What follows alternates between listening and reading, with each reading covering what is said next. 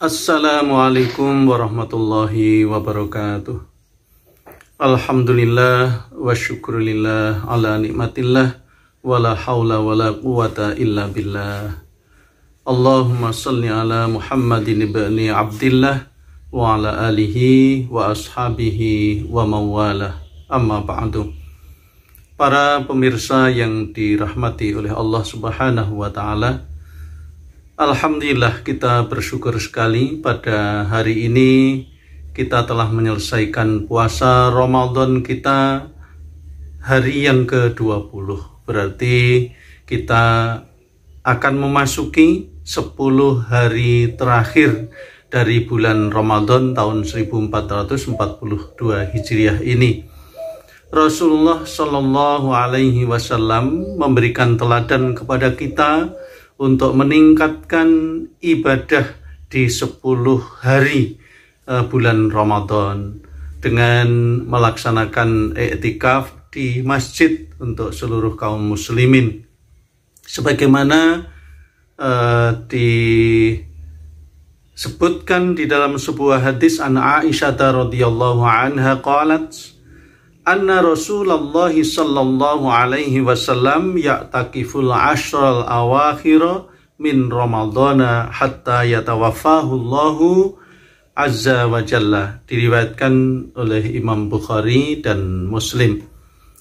Dari Aisyah radhiyallahu anha, beliau berkata bahwa sesungguhnya Rasulullah sallallahu alaihi wasallam beriktikaf pada 10 hari terakhir dari bulan Ramadan sampai beliau diwafatkan oleh Allah Subhanahu wa ta'ala. Para pemirsa yang dirahmati oleh Allah Subhanahu wa ta'ala, yang dimaksud dengan i'tikaf adalah tinggal atau menetap di dalam masjid dalam rangka untuk meningkatkan ibadah atau memperbanyak ibadah, taqarrub kepada Allah Subhanahu wa ta'ala. Sekaligus di 10 hari terakhir dalam rangka untuk mencari atau memperoleh malam Lailatul Qadar, sebagaimana Rasulullah perintahkan iltamisuha fi ashril awakhiri min Ramadan, dan carilah malam Lailatul Qadar itu pada 10 hari dari akhir bulan Ramadan. Diriwayatkan oleh Imam Al-Bukhari. Para pemirsa yang dirahmati oleh Allah Subhanahu wa ta'ala, sedangkan hukum i'tikaf itu ada 2 macam. Yang pertama, i'tikaf wajib. I'tikaf wajib ini karena nazar, sebagaimana yang disebutkan di dalam Sahih Bukhari, man nazaro ayyuti'allaha falyuti'hu. Barang siapa yang bernazar untuk melakukan ketaatan kepada Allah Subhanahu wa ta'ala, maka hendaknya dilakukan ketaatan itu. Juga disebutkan di dalam Sahih Bukhari bahwa Ibnu Umar radhiyallahu anhu pernah berkata kepada Rasulullah bahwa beliau atau bahwa Ibnu Umar telah bernazar untuk melakukan i'tikaf 1 malam di Masjidil Haram. Maka sabda Rasulullah Shallallahu Alaihi Wasallam, aufi binadzarika, lakukan nazarmu itu, yaitu untuk beriktikaf semalam di Masjidil Haram. Terkait dengan nazar, maka segala sesuatunya, waktu maupun tempatnya adalah harus sesuai dengan nazar yang pernah diucapkan. Misalnya bernazar beriktikaf 1 malam, maka waktunya ya 1 malam itu. Sedangkan tempatnya di Masjidil Haram, ya tempatnya di Masjidil Haram itu. Jadi sesuai dengan yang dinazarkan. Itulah yang dimaksud dengan nazar. I'tikaf itu hukumnya wajib. Sedangkan yang kedua adalah i'tikaf yang sunat. Yang dimaksud dengan i'tikaf sunat adalah i'tikaf yang dilakukan secara sukarela oleh kaum muslimin dalam rangka untuk meningkatkan taqarrub kepada Allah Subhanahu wa Ta'ala mengikuti sunnah yang dilakukan oleh Rasulullah Sallallahu Alaihi Wasallam. Sedangkan hukum iktikaf pada 10 hari terakhir di bulan Ramadan itu adalah sunnah muakkadah, karena Rasulullah Sallallahu Alaihi Wasallam memberikan contoh setiap 10 akhir dari bulan Ramadan itu senantiasa beliau beriktikaf sampai beliau wafat. Jamaah yang dirahmati oleh Allah Subhanahu wa Ta'ala, iktikaf itu berlaku untuk orang laki-laki maupun orang perempuan. Jadi seluruh kaum muslimin diperbolehkan atau disunnahkan untuk melaksanakan iktikaf tersebut. Khusus untuk ibu-ibu muslimah atau perempuan, iktikaf hendaknya bersama dengan suami, artinya menyertai suaminya, atau paling tidak mendapatkan izin dari suaminya. Bagi ibu-ibu atau muslimah yang belum atau tidak memiliki suami, maka hendaknya mendapatkan izin dari mahramnya. Dan perlu diperhatikan di dalam pelaksanaan iktikaf jangan sampai menimbulkan fitnah di tengah masyarakat kita. Ini persoalan yang amat sensitif, hendaknya diperhatikan dengan sebenar-benarnya. Sedangkan syarat sahnya beriktikaf, yang pertama, seorang muslim atau beragama Islam. Yang kedua, berakal atau yang disebut dengan mumayyiz. Yang ketiga, suci dari hadas besar, yaitu junub, haid maupun nifas. Sedangkan rukun dari iktikaf, yang pertama berniat. Walaupun seseorang lama menetap atau tinggal di dalam masjid, kalau tidak ada niat untuk beriktikaf, maka tidak disebut beriktikaf. Rasulullah Shallallahu Alaihi Wasallam bersabda, innamal a'malu binniyat wa innamal likulli imri'in ma nawa. Jadi segala sesuatu itu digantungkan oleh niatnya. Apabila tidak berniat, maka amal itu tidak dianggap sah. Yang kedua, dilaksanakan di dalam masjid, sebagaimana Allah Subhanahu wa Ta'ala berfirman, wa antum aakifuna fil masajid. Berdasarkan ayat dari surat Al-Baqarah 187 ini, seluruh ulama sepakat bahwa iktikaf itu tempatnya wajib di dalam masjid. Masjid yang bagaimana?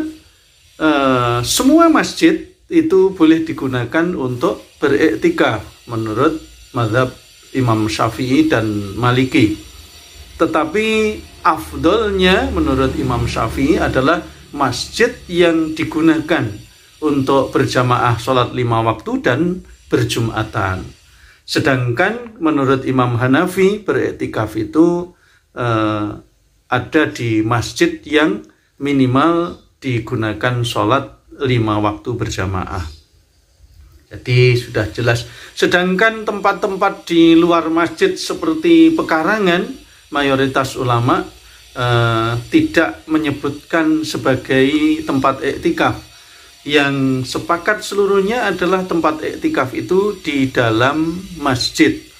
Seandainya menara di luar masjid tidak boleh digunakan untuk beriktikaf, tetapi menara yang pintunya menghadap atau berada di dalam masjid boleh digunakan untuk beriktikaf karena terhitung masih berada di dalam masjid. Pemirsa yang dirahmati oleh Allah Subhanahu wa Ta'ala, yang disunnahkan atau amalan-amalan yang disunnahkan selama kita beriktikaf. Yang pertama, memperbanyak ibadah sunnah seperti membaca Al-Quran, kemudian banyak membaca kalimah-kalimah thayyibah seperti bertasbih, bertakbir, bertahlil, beristighfar, banyak membaca sholawat, banyak berdoa, dan sebagainya.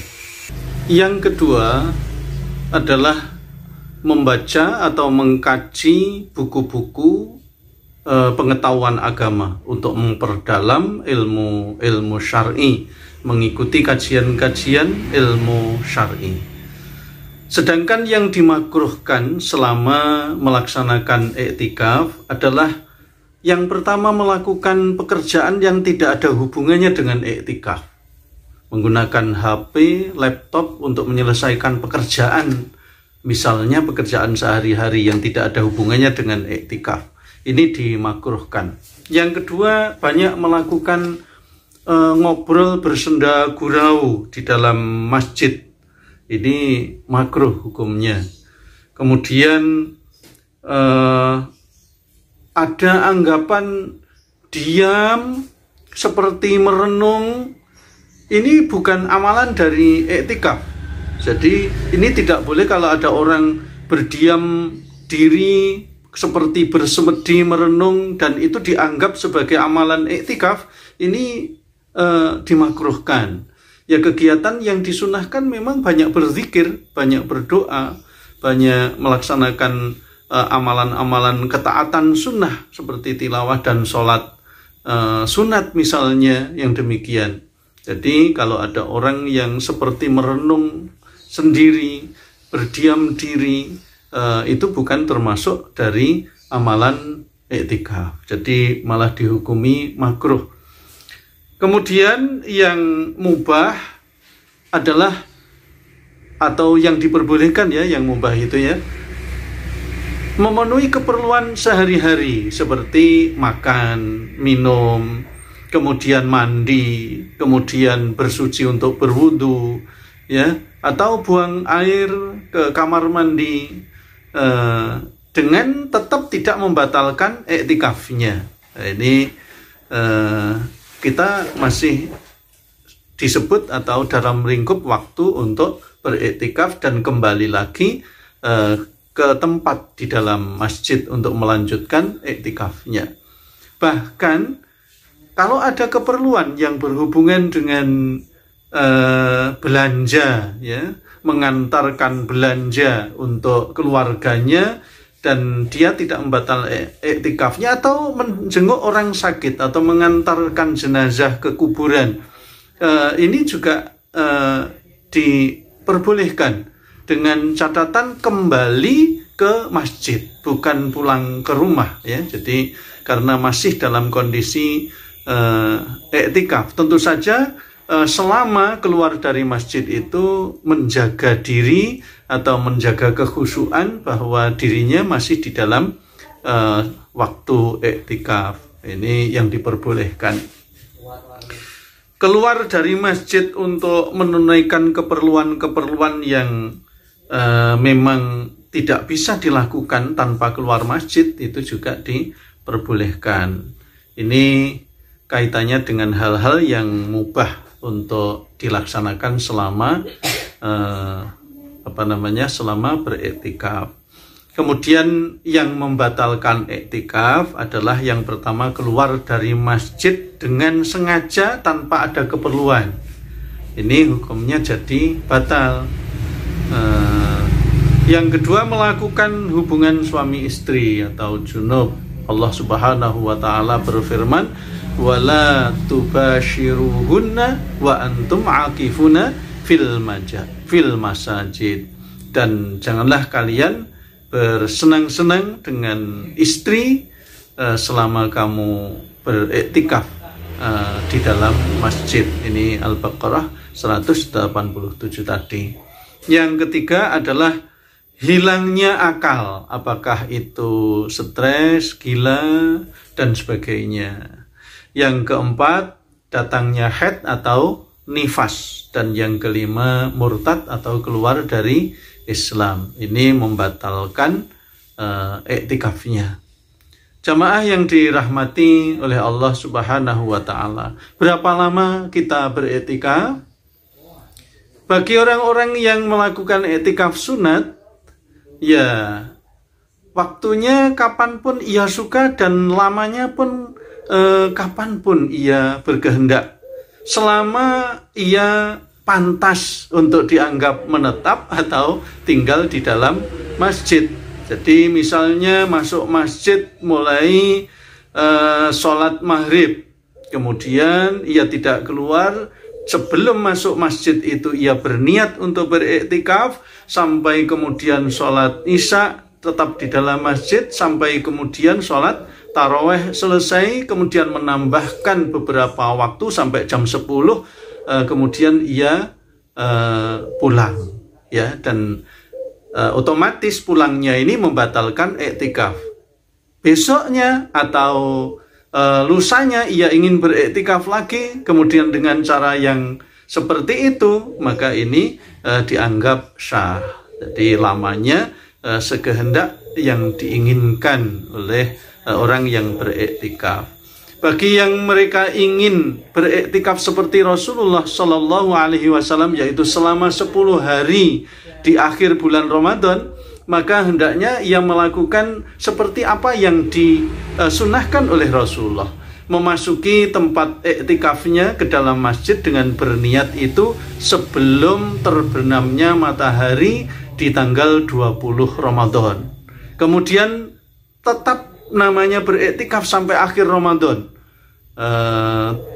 Artinya seluruh waktu 10 akhir Ramadan itu digunakan untuk beriktikaf. Kemudian ia mengakhiri seperti Rasulullah setelah terbenamnya matahari di akhir bulan Ramadan, ia keluar dari tempat iktikafnya atau dari masjid untuk membatalkan iktikafnya atau menyelesaikan iktikafnya. Demikian sekelumit terkait dengan iktikaf ini, jamaah rahimakumullah. Mudah-mudahan Allah meringankan kita untuk meningkatkan amalan sunnah, meningkatkan taqarrub kepada Allah Subhanahu wa taala, menjalankan iktikaf di 10 akhir bulan Ramadan, baik yang sifatnya tadi terputus-putus sesuai manasuka, ataupun yang lebih sempurna seperti yang dilaksanakan atau dicontohkan